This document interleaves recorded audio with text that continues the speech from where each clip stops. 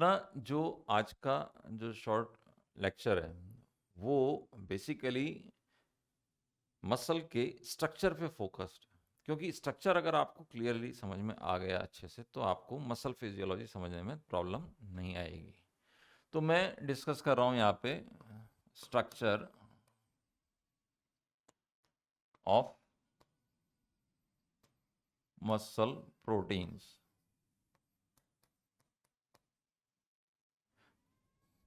NEET point of view से अगर अपन बात करें तो ये एक स्ट्रक्चर है जिसका नाम है सार्कोमियर। एक स्केलेटल मसल की स्ट्रक्चरल फंक्शनल यूनिट है। This is Z line, this is also Z line, these are thin filaments, and in between them there are thick filaments which are coarse, rough.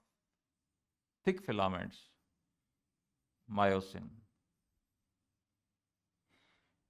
and in between this there is a M line, thin membrane. This is M line. This is H zone. This is A band, anisotropic band. This is I band, isotropic band or light band, and this is also I band. सबसे पहले अपन देखेंगे ये बीचों बीच जो अपन ने line खींच दी M line, it is a cross collecting elements of cytoskeleton made up of myomesin protein. It stabilises the sarcomere. M line क्या होती है?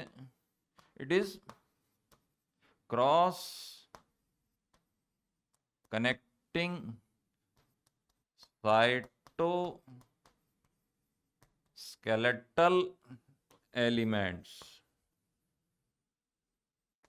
मायोमेसिन प्रोटीन का बना है. It stabilise sarcomere. Z line, distensible line. इस जेड लाइन से आप देख पा रहे हैं ये थिन फिलामेंट्स जुड़े हुए हैं, ये भी प्रोटीन है. जेड लाइन, जेड लाइन का फंक्शन क्या है कि इससे थिन फिलामेंट्स जुड़ते हैं, एक्टिन के फिलामेंट्स से जुड़े रहते हैं. It limits the range of movement of sarcomere. इसका काम क्या है? सार्कोमियर के जो मूवमेंट की रेंज है उसको रेस्ट्रिक्ट करके रखता है, लिमिट करके रखता है ड्यूरिंग मसल कॉन्ट्रैक्शन.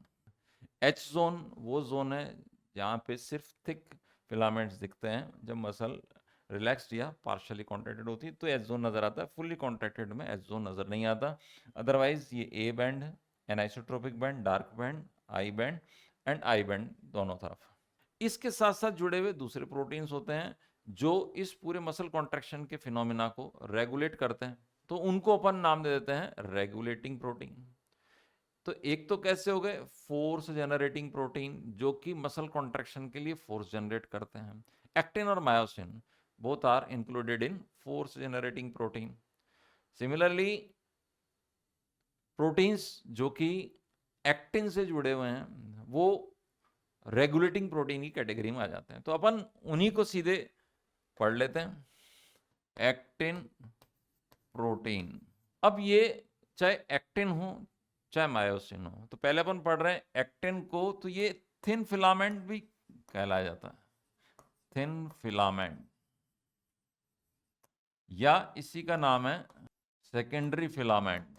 अब इसमें छोटे छोटे इस तरह की मोनोमेरिक यूनिट्स हैं जो कि एक स्पाइरल फॉर्म में अरेंज्ड हैं. जी प्रोटीन्स मोनोमेरिक यूनिट्स हैं एक्टिन की. जी प्रोटीन, जी का मतलब है ग्लोब्यूलर, और ये जी एक्टिन बहुत सारे मिल गए, यूनाइट हो गए तो पॉलीमेरिक प्रोटीन हो गया. ये कहलाता है एफ एक्टिन. जी का मतलब है ग्लोब्यूलर, एफ का मतलब है फिलामेंटस। ये अब सारे स्ट्रक्चरल प्रोटीन की कैटेगरी में आते हैं। बहुत सारे जी एक्टिन मिल गए तो क्या बन गया, एफ एक्टिन। तो ये एक पॉलीमर है। इसका मोनोमर क्या है, ये G actin, this is monomer, this is polymer F.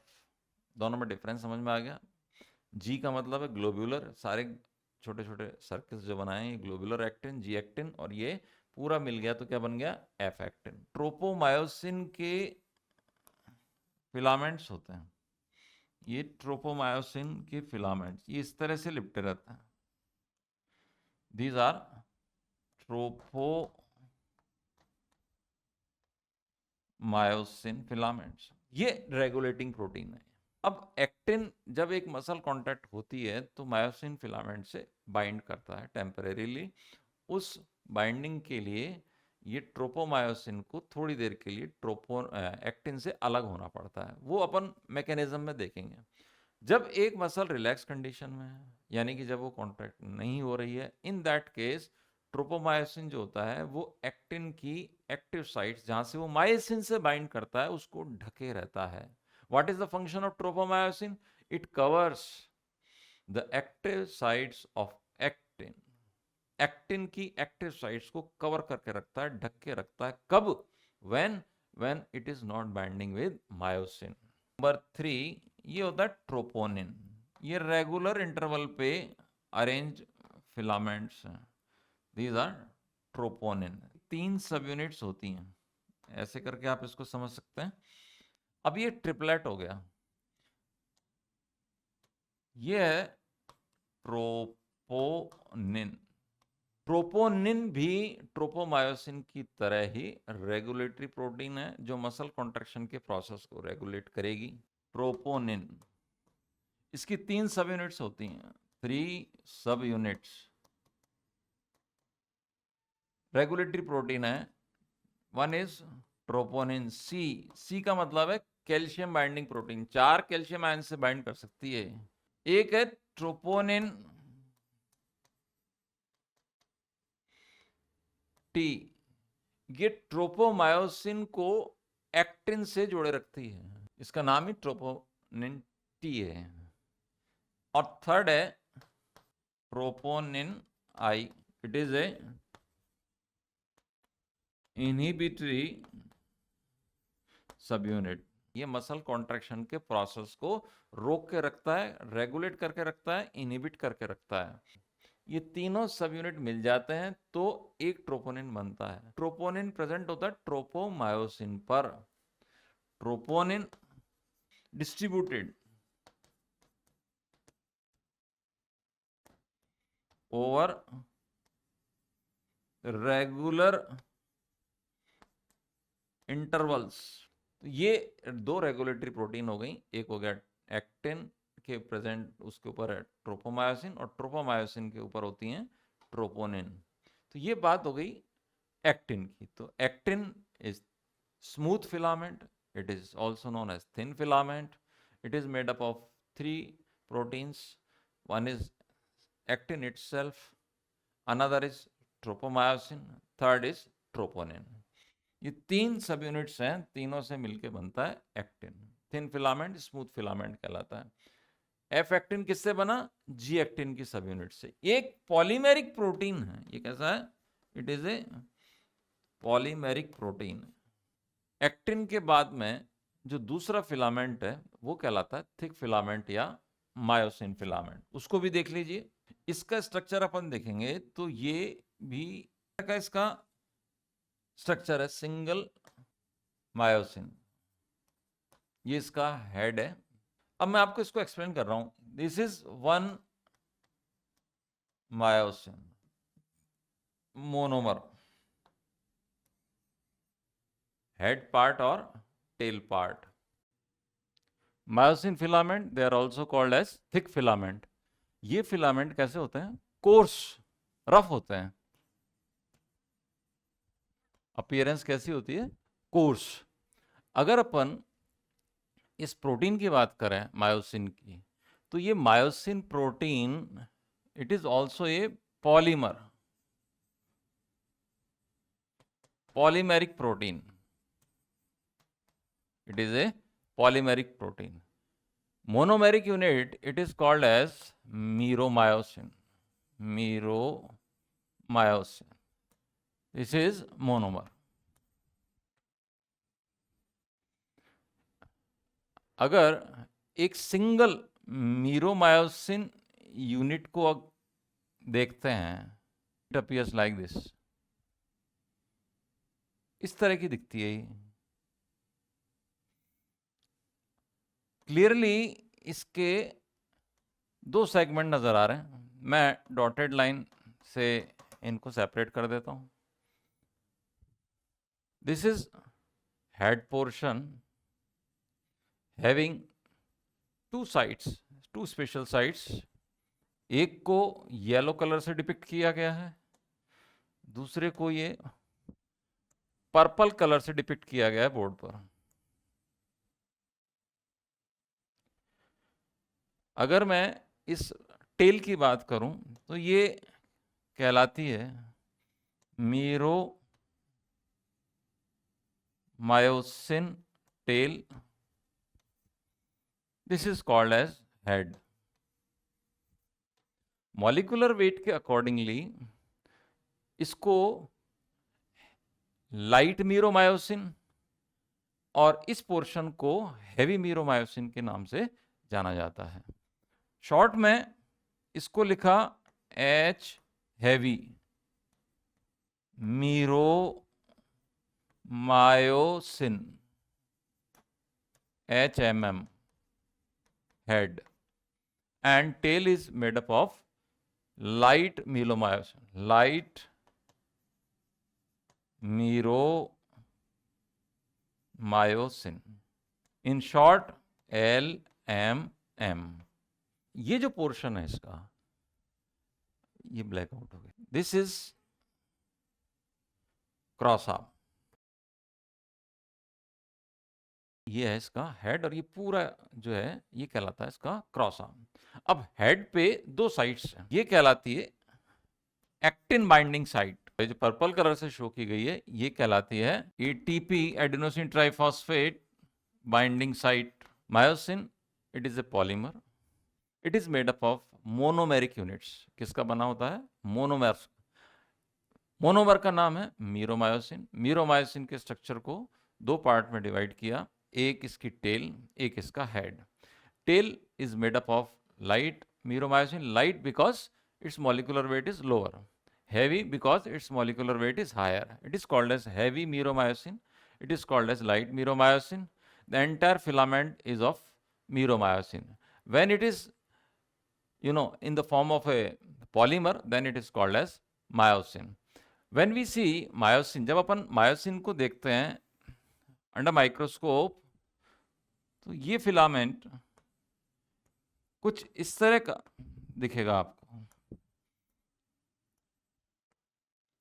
ये स्ट्रक्चर समझना इसलिए जरूरी है क्योंकि इससे जो नेक्स्ट टॉपिक है that is physiology of muscle contraction,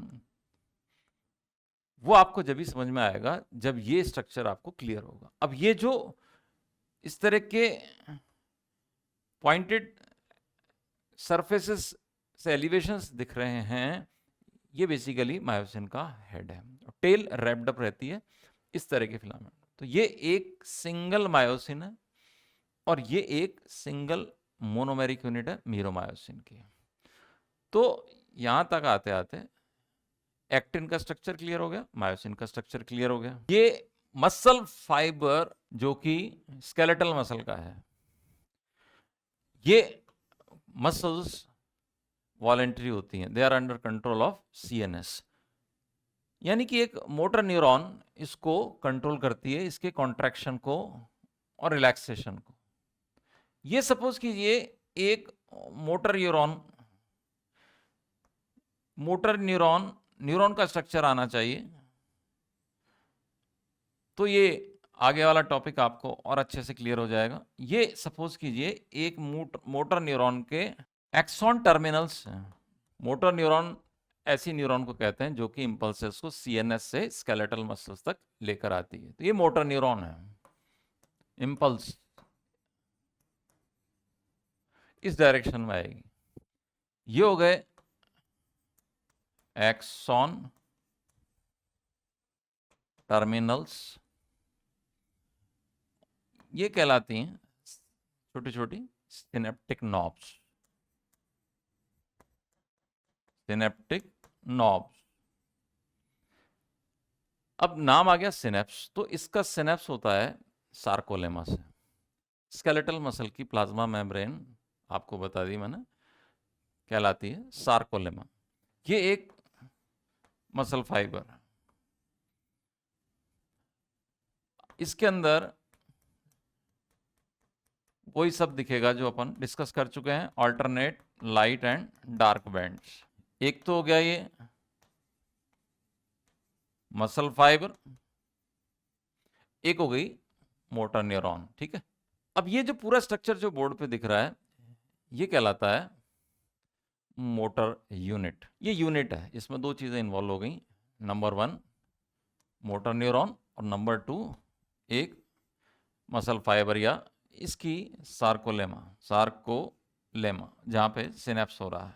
ये जो स्ट्रक्चर है जहां पे एक्सॉन का सिनेप्टिक नॉब वाला पार्ट और सार्कोलेमा के बीच में सिंगल सिनेप्स हो रहा है, इसको मैंने सर्किल किया इस तरह से। We call it NMJ, neuro muscular junction, और it is also known as motor end plate. एक ही स्ट्रक्चर के दो नाम हैं, दोनों आने चाहिए। Neuromuscular junction, in short it is called as NMJ, and motor end plate. ये स्ट्रक्चर जो आपको सर्किल करके शो किया है, यहाँ पे सिर्फ दो ही मेम्ब्रेन है जो कि क्लोज प्रॉक्सिमिटी में एक दूसरे के बहुत नज़दीक हैं। एक तो हो गई न्यूरॉन की प्लाज्मा मेम्ब्रेन और एक हो गई स्केलेटल मसल की प्लाज्मा मेम्ब्रेन। ये स्ट्रक्चर कहलाएगा न्यूरो मस्कुलर जंक्शन, और इस पूरे स्ट्रक्चर को जो बोर्ड पे डिपिक्ट किया हुआ है, this is called as motor unit. This is all for this lecture. I hope I have made myself very clear. Please feel free to ask. Please subscribe and like. Thank you.